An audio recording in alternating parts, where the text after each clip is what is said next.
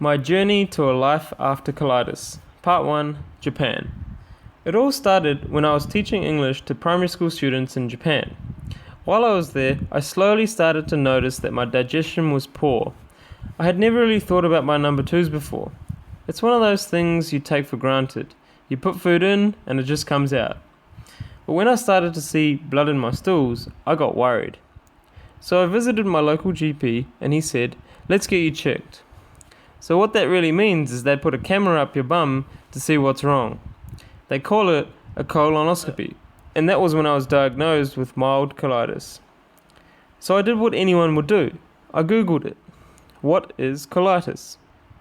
Colitis is an inflammatory bowel disease. It's like your body refuses to digest anything that you eat. Your colon is so inflamed that food just passes straight through. It's fine though. Mine was just a mild case. I wasn't too worried about it. So they told me I'd have to stay in hospital for a week, just for observation. So I scooted home, packed a few clothes, and came back to the hospital. That first week came and went, and it turned out I wasn't going to need those clothes as I was going to spend the next 6 weeks in a hospital gown. They put me on antibiotics straight away, hoping it would reduce the inflammation. I was hopeful. They fed me typical Japanese hospital food, rice, raw egg, and fish. This was supposedly easy to digest and good food for colitis patients. I trusted in the doctors and did everything I was told.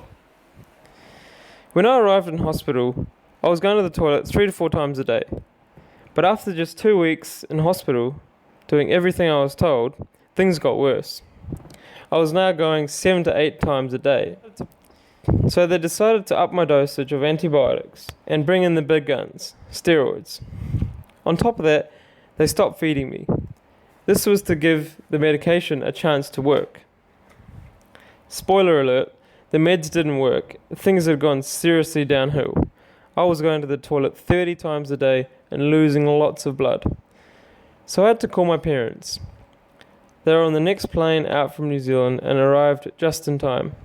I was bedridden. I could barely get myself to the toilet. I was getting painful cramps and needed drugs to sleep. It had been 2 weeks now without food, getting just 1,600 calories a day from a catheter in my neck. I was losing weight rapidly, already shedding 30 kilos.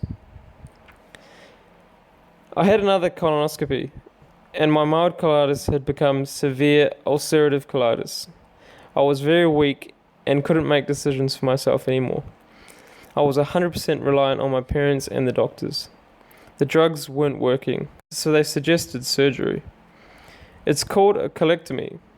They wanted to cut the inflamed section of my colon out.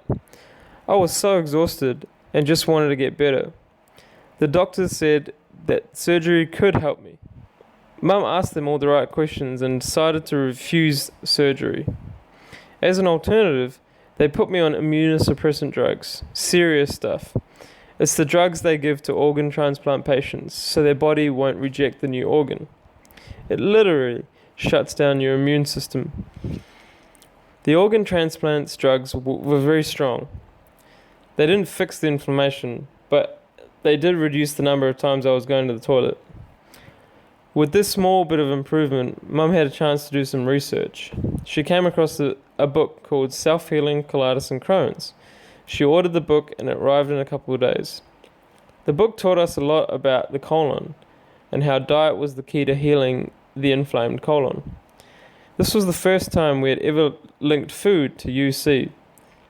It was nothing short of revolutionary. The author, Dr. David Klein, had ulcerative colitis for 8 years before discovering that a whole foods, plant-based diet was the key to reversing this disease. We got in contact with him over email, and he said to stop all the medication immediately. The doctors wouldn't have allowed it, so I was pretending to take them, but secretly throwing them away. The doctors allowed me to start eating foods again. We insisted on a diet of only fruits and vegetables. We bought a blender, and Mum was making me fruit smoothies and juices. Just after 1 week on the diet, my colonoscopy showed no ulcers and the doctors were shocked. They claimed that the meds had finally started working and discharged me with a suitcase full of more drugs to take home. Little did they know, I hadn't taken a single pill for over a week. It would never take another pill ever again. Thanks for watching, guys. Hope you enjoyed part 1. Stay tuned for part 2, the road to recovery. Give this video a thumbs up if you know what it's like to have colitis. Subscribe to my channel for more videos. This channel is about helping people who suffer from colitis. Drop me a comment below about your colitis experience and go to my website High Carb Health for more info and a free 30-minute consultation. And don't forget, there most certainly is a life after colitis. I don't eat no meat, no dairy, no sweets, only ripe vegetables, fresh fruit and whole wheat. I'm from the old school, my household smell like soul food, bruh. Curry falafel, barbecue tofu, no fish though, no candy bars, no cigarettes, only ganja and fresh squeezed juice from oranges.